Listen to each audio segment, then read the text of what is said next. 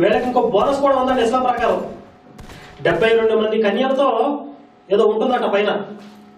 పెద్ద పెద్ద కళ్ళు, పెద్ద పెద్ద స్థానాలు కలిగినటువంటి స్త్రీలతో వీళ్ళు చక్కగా ఎంజాయ్ చేస్తారట. హదీసుల ప్రకారం, హదీసులో ఈ వివరాలు ఉన్నాయని చెప్పి మన సహోదరులకు అందరం చెప్తున్నారు.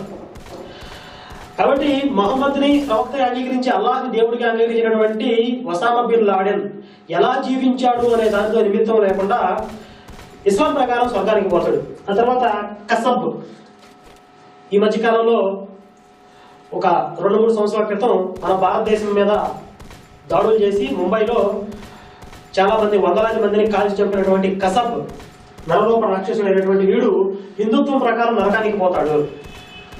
ఆ తర్వాత క్రైస్తవం ప్రకారం కూడా నరకానికే పోతాడు, యేసును అంగీకరించలేదు కాబట్టి. ఆ తర్వాత ఇస్లాం ప్రకారం మాత్రం స్వర్గానికి. ఎందుకు? అల్లాహ్ని దేవుడిగా ఒప్పుకున్నాడు, మొహమ్మద్ని ప్రవక్తగా అంగీకరించాడు కాబట్టి